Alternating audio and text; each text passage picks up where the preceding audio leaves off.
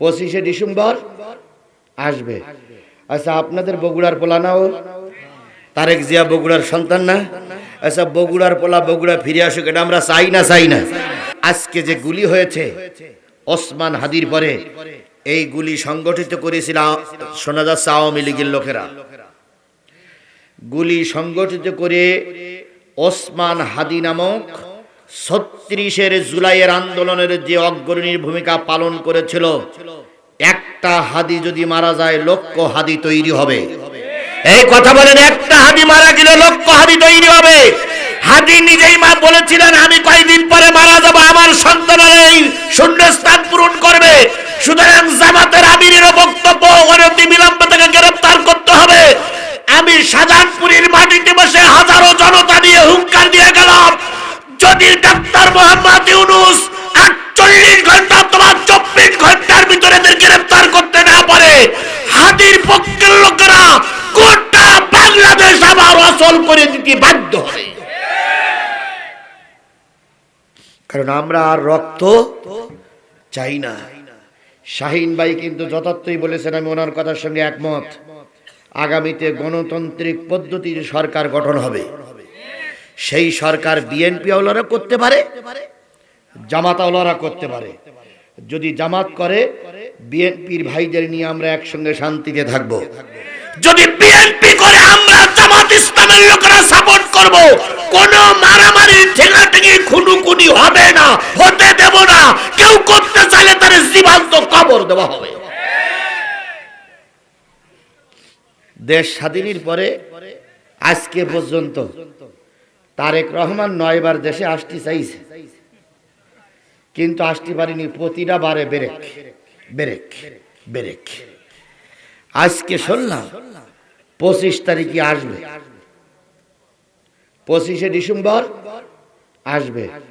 আচ্ছা, আপনাদের বগুড়ার পোলা নাও, তারেক জিয়া বগুড়ার সন্তান না? আচ্ছা, বগুড়ার পোলা বগুড়া ফিরে আসুক, এটা আমরা চাই না? চাই না। জোরে বলেন, চাই না? চাই না। তার আসার ব্যাপারে যারা প্রতিবন্ধকতা সৃষ্টি করতেছে, আমরা বলবো ষড়যন্ত্র বন্ধ করো। বগুড়ার পোলাকে বগুড়ায় আসতে দাও। এইবার দিয়ে যদি 10 বার দিন তারিখ দেওয়ার পরে যদি না আসতে পারে, তাহলে দলের জন্য ব্যর্থ, আমাদের দেশের জন্য ব্যর্থ। এই জন্য আমরা দোয়া করি আগামী 25শে ডিসেম্বর যেন তারেক জিয়া বীর বেশে দেশে ফিরে আসে। আল্লাহ আমাদের বোঝার তৌফিক দান করুক। তাহলে মা বাপের হক আদায় করতে হবে। মা এখন হাসপাতালে, তিনিও আসতে পারতেছে না, মাকেও নিয়ে যাওয়া যাচ্ছে না, আবার তিনিও আসতে পারতেছে না। তাহলে মার হক উনি চাইলে আদায় করতে পাচ্ছেন না। এই জন্য মার হক আদায় করার জন্য তাকে দেশে আসার পরিবেশ আল্লাহ তৈরি করে দিক। সবাই মিলে বলেন আমিন। কয়টা বললাম? ওয়ালা তাকতুলু আওলাদাকুম মিন ইমলাক।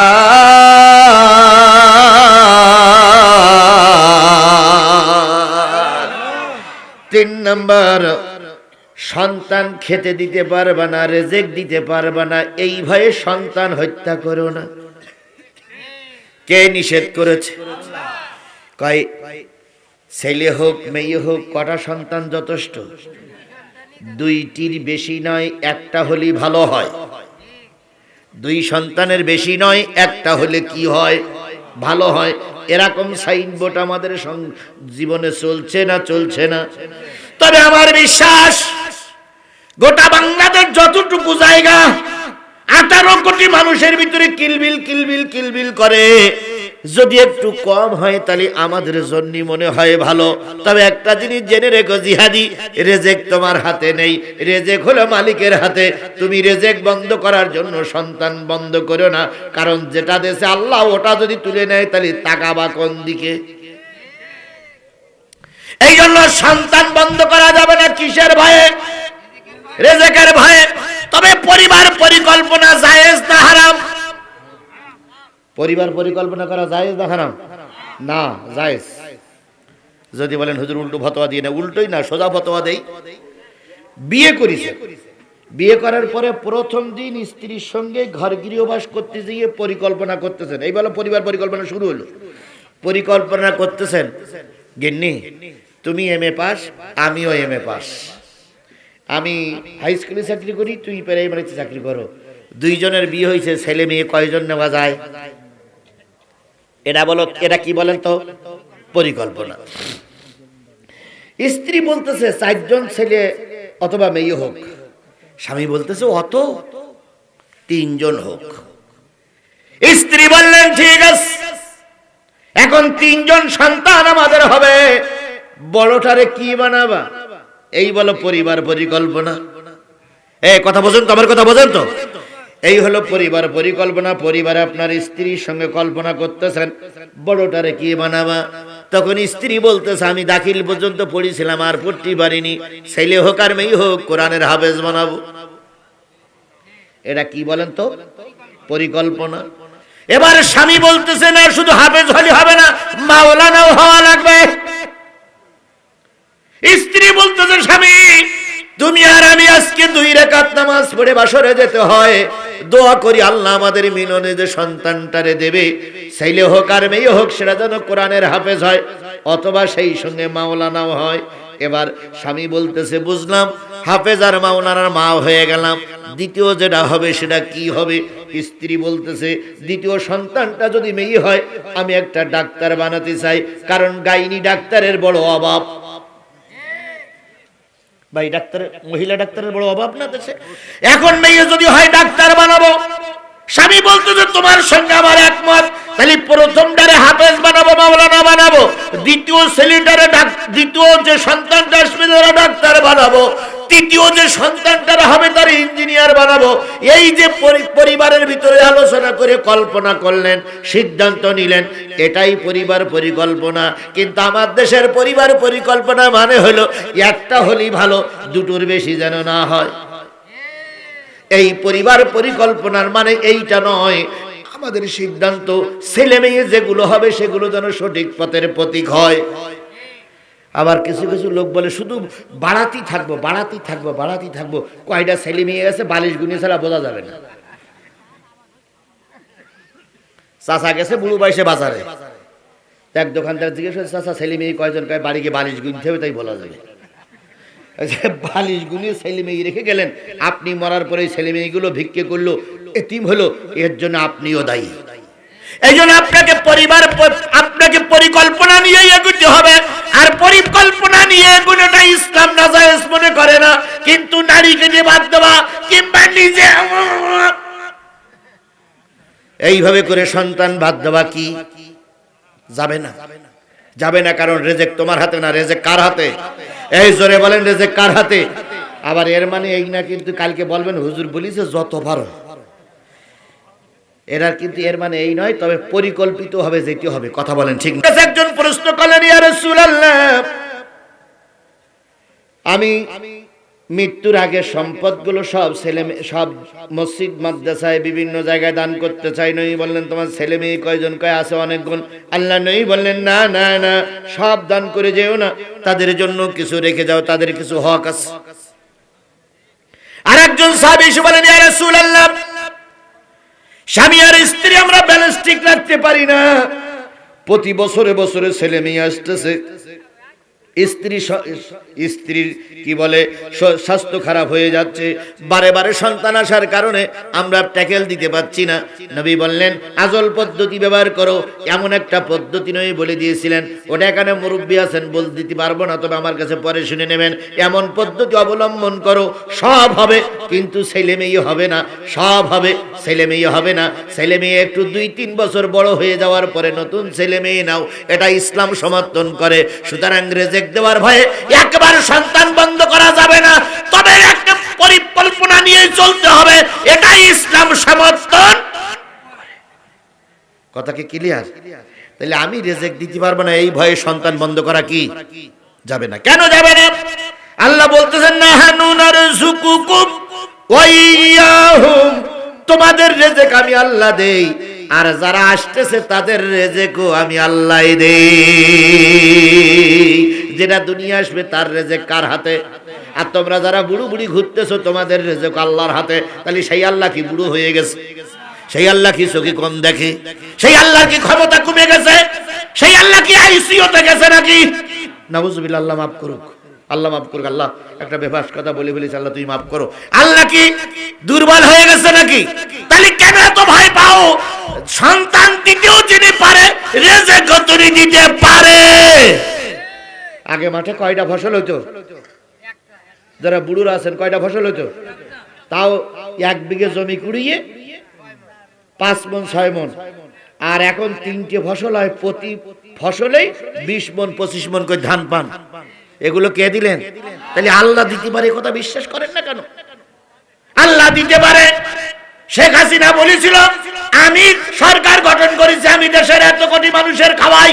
শেখ হাসিনার আল্লাহ তারাই দিয়ে জনতার হাতে ক্ষমতা দিয়েছে। শেখ হাসিনা খাওয়ায় না, খাওয়ায় কে? 3 নম্বর পয়েন্ট শেষ। 4 নম্বর, ওয়ালা তাকরাবু ফাওয়াহিশা মা যাহারা মিনহা ওয়া মা বাতান।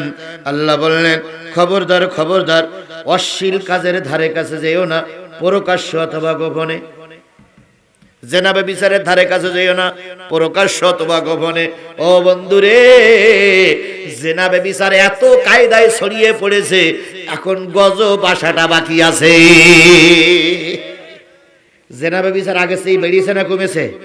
এই কথা বলেন, বেড়েছে না কমেছে? অনেক মাহফিলে কি অনেক ছেলে মেয়ে ধরা পড়ে। মার কাছ থেকে বিদায় নিয়ে এসে টেনে পড়া আইয়ে পড়া মেয়ে, মা মাহফিলে যাচ্ছে। ছেলে বিদায় নিয়ে এসে আব্বা মাহফিলে যাচ্ছে। মাহফিলে শোনার নাম করে কোথায় যে থাকলো আল্লাহই ভালো জানে। এরকম 2-1টা ধরা পড়ে না, পড়ে না। আর অন্যগুলো তো এখন বলে শেষ করাই যাবে না। আমরা ফ্রি সেক্সের দেশ বলতাম আমেরিকার, ফ্রি সেক্সের দেশ বলতাম ভারতের, ফ্রি সেক্সের দেশ এখন আমাদের বাংলাদেশ হওয়ার পথে। এই সময় যদি ইসলাম প্রতিষ্ঠিত না হয়, আপনার মেয়ে আপনার ছেলে যে ভবিষ্যতে কি হবে আল্লাহই ভালো জানে, আল্লাহই ভালো জানে। এই জন্য প্রকাশ্য গোপনে জেনা করা যাবে না। কার নির্দেশ? এটা কি শুধু আগের নবীদের বেলা হারাম ছিল না, আমাদের বেলাও হারাম? তাহলে সকলের বেলায় হারাম।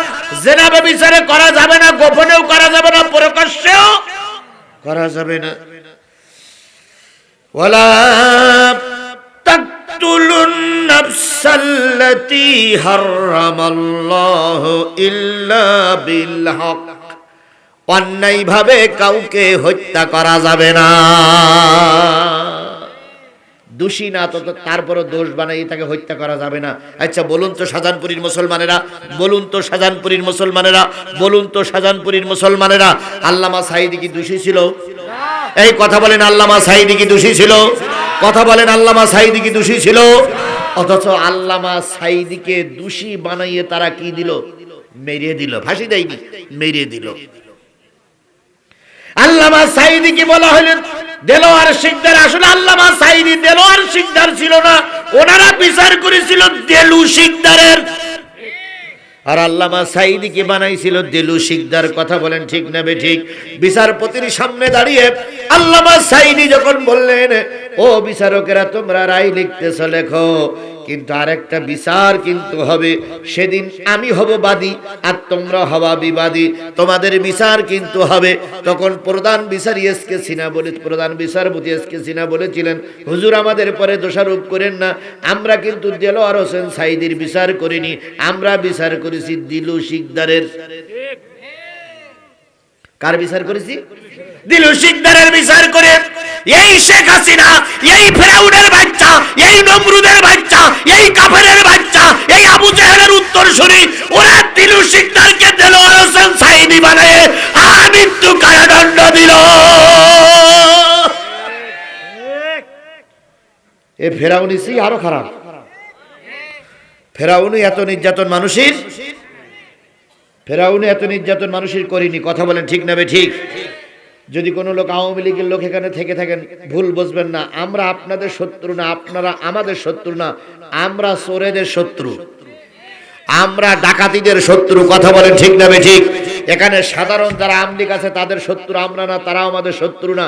আমরা শত্রু হচ্ছে ওই শয়তানের, যে শয়তান আমার মাহফিল করতে দেয়নি। কথা কি ক্লিয়ার? কথা কি ক্লিয়ার? আপনারা মামুনুল হকের রস শুনেছেন?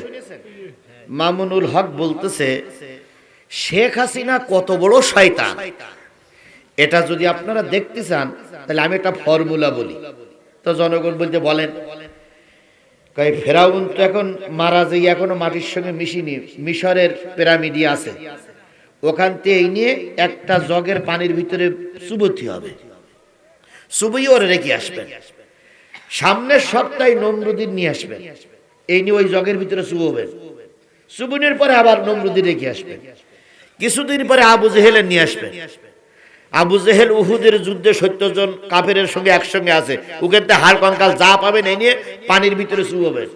চুবানোর পরে এই 3 শয়তানের চুবনির পরে পানির যে কালার হবে, পানির যে রং হবে, ওই রঙাওয়ালা পানি বাংলাদেশের কোন মেয়ে লোকের খাতি দেবে, খাতি দেওয়ার পরে ওই মেয়ে লোকের বিয়ে দেবেন, বিয়ে দেওয়ার পরে ওই মেয়ে লোক যদি কোনো মেয়ে সন্তান প্রসব করে, ওটাই হলো শেখ হাসিনা, ওটাই হলো শেখ হাসিনা, ওটাই হলো শেখ হাসিনা।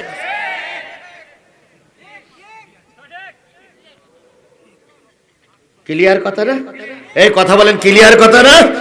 এই শেখ হাসিনার কারণে আল্লামা সাঈদী জেল খেটেছে, এই শেখ হাসিনার কারণেই আপনাদের খালেদা জিয়াকে এক কাপড়ে বাড়ির থেকে বের করে দিয়েছে, এই শেখ হাসিনার কারণেই, এই শেখ হাসিনার কারণেই সালাউদ্দিন কাদের চৌধুরীর ফাঁসিতে ঝুলতে হয়েছে, এই শেখ হাসিনার কারণেই নেজামী সাহেব, মুজাহিদ সাহেব ফাঁসিতে ঝুলেছে। কথা বলেন ঠিক না ঠিক? এই জন্য শরীরে এক ফোঁটা রক্ত থাকা অবস্থায় শেখ হাসিনা আর এই চোর ডাকাত খুনিদের ক্ষমা করা হবে না, হবে না, হবে না।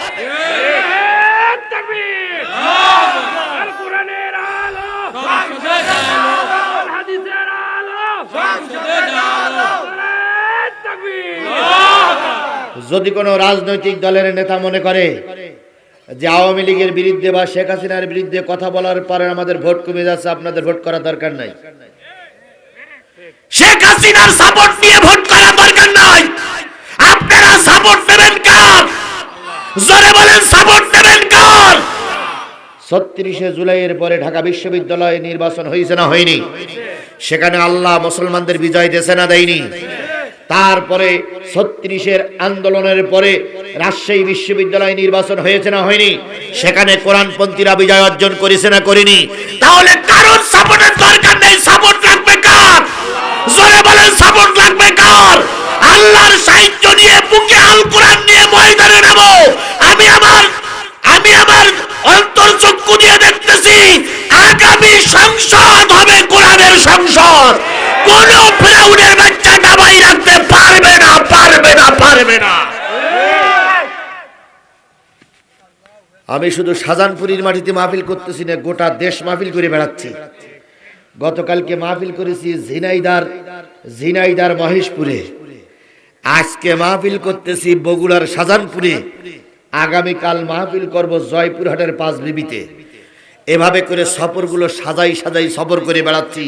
প্রতিটা সফরের যে আমারটা ধারণা হয়েছে ৫৪ বছর পরে মানুষ অধীর আগ্রহের সঙ্গে ১২ই ফেব্রুয়ারির দিন গুনতেছে, সেদিন তারা কোরআনের পক্ষে সাপোর্ট করবে এবং ইনশাআল্লাহ আগামী দেশ হবে কোরআনের দেশ, কোরআনের দেশ, কোরআনের দেশ।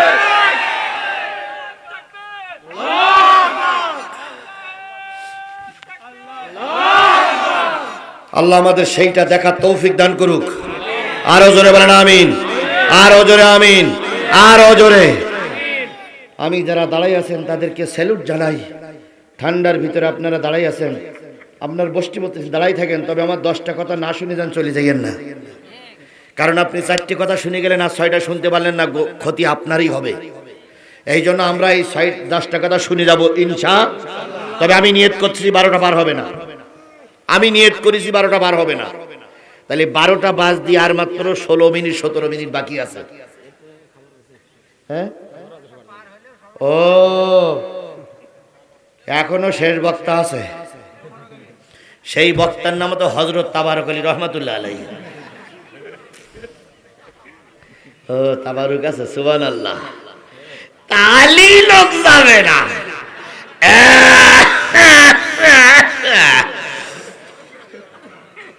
এই তাবারুক আছে তাকে বলে, এই তুই বলনি কেন ভাই, তাহলে ওয়াজ একটু কষে করতে পারো, সম্ভব না।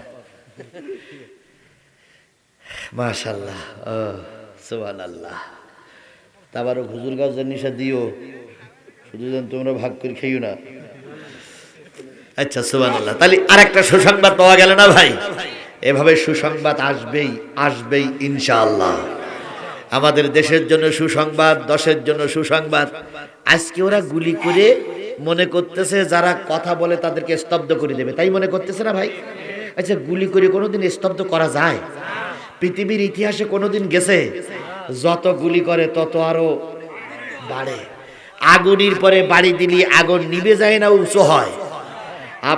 আমরা এখন আগুন নিয়ে গোটা বাংলাদেশে চলতেছি, বাড়ি দিতে এসো না, বরং ওই আগুনই তোমরা পুড়িয়ে মরবা।